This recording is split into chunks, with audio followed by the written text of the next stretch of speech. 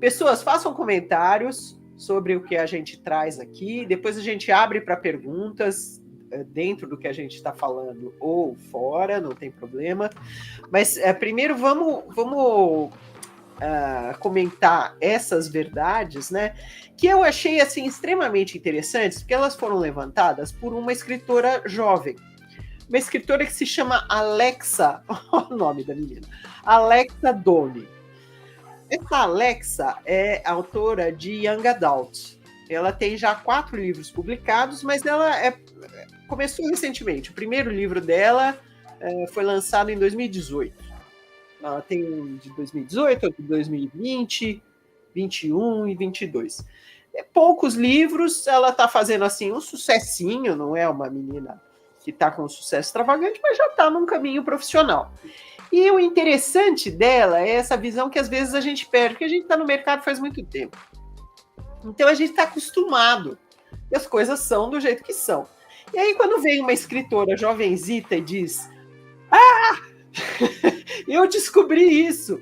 É muito interessante, porque é a visão que muitos escritores têm ao começar a escrever ou ao navegar pelo mercado, né? Fazem essas descobertas. Então a gente aqui vai confirmar. A menina levantou e ficou muito chocada com vários, né? Mas a gente vai confirmar aqueles que a gente concorda absolutamente que são a verdade verdadeira, bastante dura e desagradável, mas que fazem parte, né, da vida. O nosso pique, desde que a gente começou o site Escreva Seu Livro, e palestra, e lá em 2001, sempre foi assim, de falar como é a realidade. Eu sempre acreditei que saber como as coisas são de fato ajuda você a se dar bem, se dar melhor. Elas não são como você sonha, mas elas são de um jeito que você, se você aprender, você consegue navegar e consegue se dar bem. É a minha crença. Por isso que assim a gente quer dar dicas para escritores, né? Então nós vamos falar das verdades verdadeiras que são desagradáveis, não, em geral não estão dentro dos sonhos, mas que se você aceitar, te ajudam a tocar em frente. A primeira verdade verdadeira é: o seu primeiro livro provavelmente não será grande coisa. Há uma grande possibilidade dele ser um pequeno pedaço de totô, Laura? Isso por uma razão simplérrima, porque o seu primeiro qualquer coisa não será grande coisa. Para pensar. Primeira vez que você fez arroz, não foi grande coisa. Ou ele ficou empapado ou ele grudou. A primeira vez que você deu um beijo na boca não foi grande coisa, lembre-se. Você não sabia bem o que fazer com o nariz. Por isso, né, Laura, que você tem que botar um ponto final e sabendo que você não está escrevendo o melhor livro do mundo, pelo menos você está botando ele no mundo. Né? Sim, sim. O jeito de aprender é escrevendo. É o único jeito.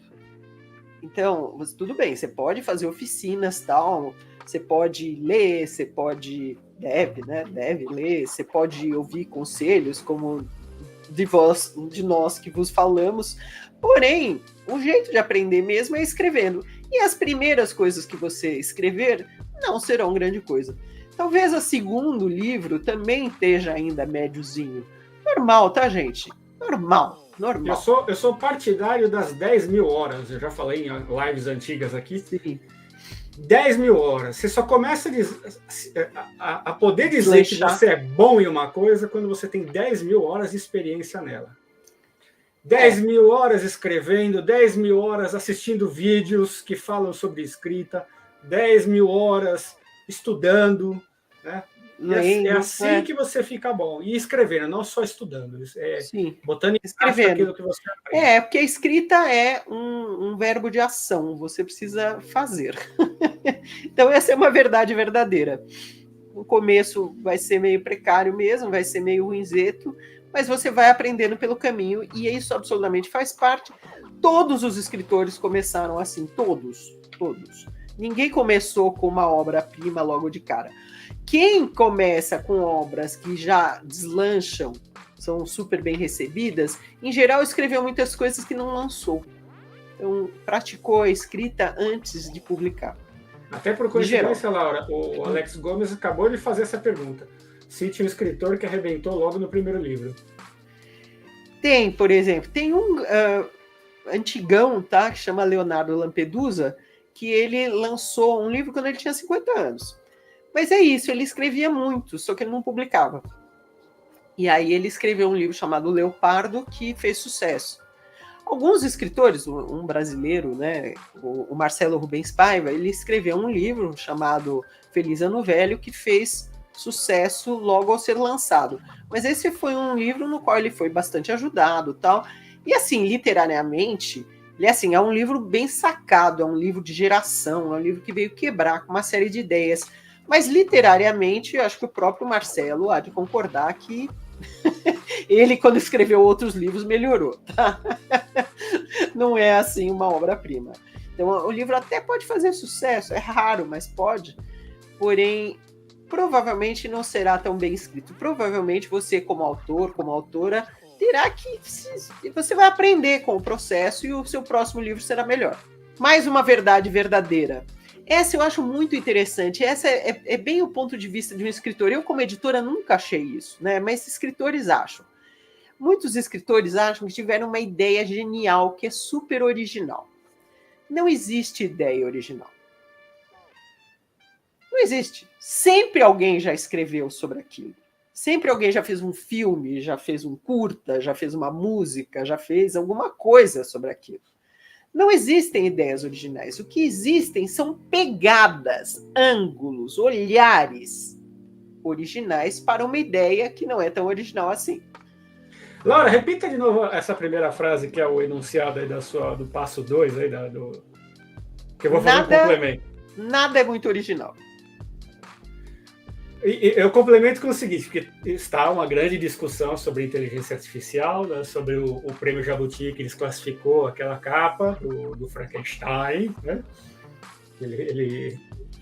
E as pessoas, muitas pessoas, né, estão se pegando muito no fato de que a IA ela não parte do zero, que ela pega conhecimentos diversos, bilhões de fragmentos de informação, tanto gráficas, né, tanto de imagem quanto de texto, dependendo de qual é a pegada da IA, né? E a IA, ela parte, na inteligência artificial, ela parte do mesmo princípio do cérebro humano, uma coisa que as pessoas não estão notando. As pessoas pensam, muitas pessoas estão com uma ideia de que, sei lá, eu vou dar um exemplo. Eu quero fazer o desenho eu quero criar uma pomba.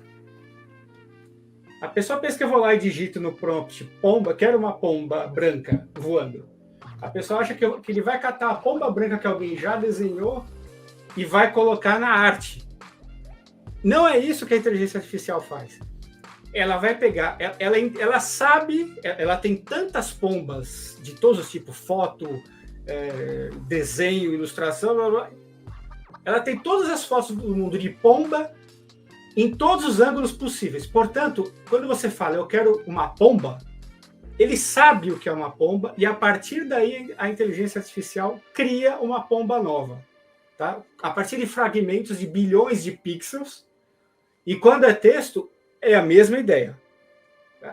Quando você bota lá para criar um texto, a inteligência artificial ela não está copiando ipsis literis, ela está pegando todo o conhecimento de muitas informações que ela pegou pela internet e está criando uma coisa nova. Exatamente como é o nosso cérebro. É assim que a gente nunca parte do zero em nada. Não é verdade, Laura? A gente sempre tem uma bagagem anterior que a gente pega essa bagagem, cria em cima com base na nossa experiência, com a nossa visão de mundo e a gente às vezes copia muita coisa dos outros, até sem querer, né? Sim. Mas note, a originalidade, então, está no seu olhar, na sua interpretação, na forma como você conta, na forma como você analisa, no caso de uma não ficção. Então, muito provavelmente a sua ideia não é original, muito provavelmente aquilo que você quer contar, a sua história, ou mesmo num livro de não ficção, aquilo que você quer analisar, não é tão original. Provavelmente alguém em algum lugar já falou alguma coisa sobre aquilo. Mas não tem problema. Por quê? Porque o seu olhar, a sua interpretação, essa sim é pessoal e essa é uma contribuição. Aí é que está. E porque você precisa urgentemente aumentar a sua bagagem. A bagagem de mundo, tá, gente? Não é só bagagem de escrita. É bagagem da leitura, da escrita, bagagem cultural em geral, sabe? Você conhecer um pouco de artes, conhecer um pouco como é que o mundo funciona fora do Brasil, como é que o Brasil funciona fora da sua cidade. Você entender um pouco de tudo, consumir todo tipo de coisa, inclusive de gente que não concorda com você, tá? Que você não concorda, para você formar opinião crítica, né? Uma opinião crítica, e você, principalmente, saber distinguir quando você está fazendo uma coisa que não é original. Se você tem muita bagagem, você é capaz, e você mesmo bater o olho no seu texto e falar, pô, isso aqui já fizeram. Né? E como é que chama aquela síndrome lá, Laura, quando a gente aprende, a gente sabe pouco de uma coisa, a gente tem a impressão que a gente conhece tudo daquilo? Sim. Putz, ajuda aí, gente, aí no chat, aquela síndrome. A síndrome de quem conhece pouco, né? Que acha eu já falei dela aqui na live também, vê se vocês lembram aí, pessoal. Sim. Dunning-Kruger. Lembrei. Isso. O que é o Dunning-Kruger? Você aprendeu um pouquinho de uma coisa, ou seja, muito menos do que as 10 mil horas que eu falei, você acabou de aprender um negócio, aí você tem aquela impressão... Você acha um gênio. Meu Deus do céu, isso aqui é tudo na vida, é isso aqui que eu fiz, que é muito maravilhoso, e o mundo vai cair de joelho aos meus pés quando leio esse meu texto. Isso vale para tudo, não só para texto. Isso é a síndrome do Dunning-Kruger. Você tem que estudar bastante sobre determinado assunto, ou vários assuntos, que eu acho muito melhor, para que você tenha consciência de que você não sabe nada. E quanto mais você estudar, você mais vai descobrir que não sabe nada e vai ficar melhor o material que você vai produzir. Não só de escrita, como de tudo nessa vida. O verdadeiro filósofo diz, só sei que nada sei, né? Então, é isso mesmo. Então, queridos, mas ainda assim, o olhar tem originalidade, né? Vou repetir. A interpretação tem originalidade, mas muito provavelmente o tema, a história, não. Bom, próxima verdade. Basicamente, essa é uma verdade bem verdadeira. Desculpa, essa dói e é preciso trabalhar com ela. A gente já falou várias vezes, mas é uma verdade verdadeira. Em princípio, ninguém liga para sua obra. Em princípio, é isso. É o que o Sidney vive dizendo. Não adianta você dizer, leia meu livro. A pessoa não quer ler seu livro. Então, a pessoa, mesmo seus amigos, seus parentes, basicamente não querem ler o seu livro, não têm um interesse enorme pelo seu livro. Esse interesse precisa ser despertado. Ele não está lá de largada. Esse interesse é aquilo que a gente fala, né, quando você cria um relacionamento com seus leitores. Então, de largada, do zero, as pessoas não querem saber nem de você, nem da sua obra. Então, isso é interessante você saber, você está saindo da onde? Você está saindo disso, do zero interesse. Então, você tem que trabalhar para conquistar. Esse trabalho é muito interessante, por quê? Porque você cria um relacionamento com seus futuros leitores e você desenvolve estratégias para tornar a sua história ou a sua não ficção interessantes. Então, é preciso pensar nisso, porque não é logo de cara que as pessoas vão querer ler, saber. Você escreveu um livro? Manda para mim que eu quero ler. Não, em geral não. Tá?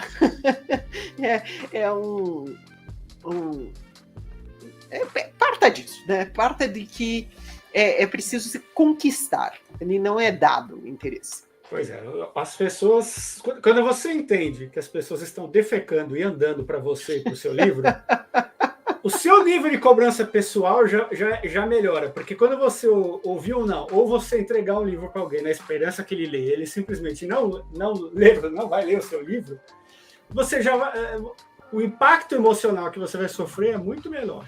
Sim, você sabe que você já está partindo disso. E isso, gente, não é porque você é ruim, ou porque você é pobrezinho, ou porque as pessoas são malévolas, é porque é assim. As pessoas basicamente não se interessam do nada. Elas precisam ter uma faísca, precisa ter um gancho. As pessoas, a atenção delas é atraída por um gancho. E é por isso que é interessante saber disso. Então, então eu preciso criar ganchos para que as pessoas se interessem pelo meu livro. Eu preciso criar estratégias para que elas se interessem pelo meu livro. Livro, filme, música, etc. Põe aqui o que quer que você queira, né? Mas é isso. Então, o ponto de partida é: eu preciso trabalhar para tornar a minha obra interessante. E é uma questão, né, Laura, que o marketing que eu costumo ver na internet, o que as pessoas estão fazendo, às vezes a pessoa entra no meu direct lá do Instagram e fica para mandar propaganda de livro. Eu recebo direto. Isso é muito errado, gente. Isso é muito errado. Porque a obra, ela tem que chegar no público certo. O público certo vai se interessar pelo seu livro com muito mais facilidade. E você não precisa ir correr atrás das pessoas. Você precisa apresentar o seu trabalho, que naturalmente, ao longo do tempo, as pessoas vão chegando até você. As pessoas que se interessam pelo assunto do seu livro. Quantas vezes eu não vejo as pessoas falando do livro sem dizer o que ele é? Exatamente. A pessoa não sabe essa verdade. Então não basta você me dizer que você lançou o livro tal. Você tem que dizer sobre o que é o livro, caramba! Você tem alguma chance remota de eu me interessar? E olha que eu me interesso por muita coisa. Eu compro muitos livros de gente que eu não conheço, vou atrás e tal. Mas você tem que dizer sobre o que o livro é, porque basicamente não basta você me dizer que você escreveu um livro. Não é suficiente.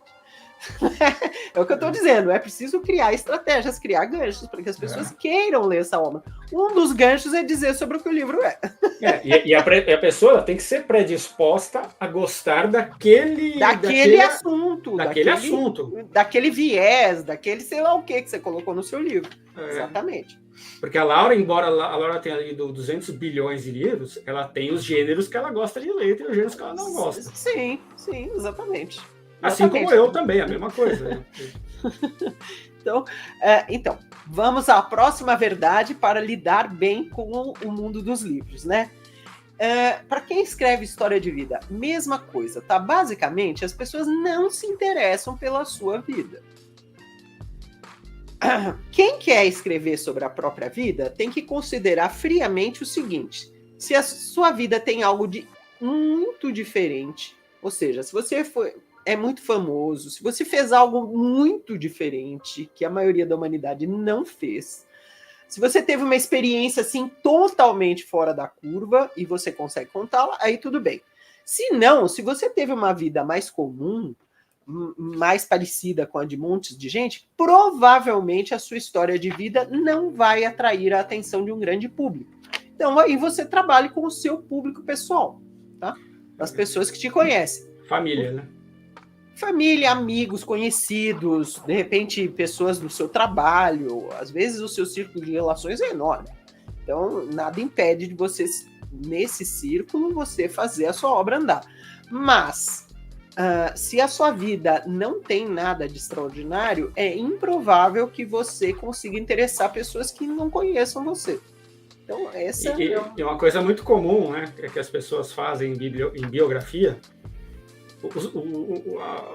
Eu digo as pessoas não conhecidas, né? Pessoa que teve alguma experiência na vida dela que ela julga muito interessante, mas às vezes são experiências que assim são comuns. Por exemplo, pessoa que passou muitas dificuldades. Porra, no Brasil todo mundo passa muitas dificuldades. Exato. Às vezes a pessoa tem uma origem muito humilde e conseguiu ganhar não sei quantos de dinheiro. Mas bastante gente consegue. Não é todo mundo, mas tem bastante. Às vezes a pessoa teve uma experiência muito difícil com drogas. Que bom para você, que bom que você resolveu isso, mas muita gente teve. Então, não chega a ser um diferencial suficiente para que um enorme público queira saber a respeito. Então, essa é bom saber. Então, enquanto que dá para trabalhar com uma história, com gente que conheça você, uma história de vida relativamente comum, não dá para você imaginar que uma história de vida relativamente comum vá se transformar num livro que vai fazer sucesso para milhares e milhares de pessoas. Olá, eu sou a Laura Bacelar. Eu presto vários serviços no mercado editorial. Eu ajudo autores a tirarem dúvidas com consultoria, eu faço mentoria para quem quer escrever livros de não ficção e eu faço leitura crítica com viés editorial. Se você tiver interesse, veja os meus dados de contato aqui abaixo desse vídeo.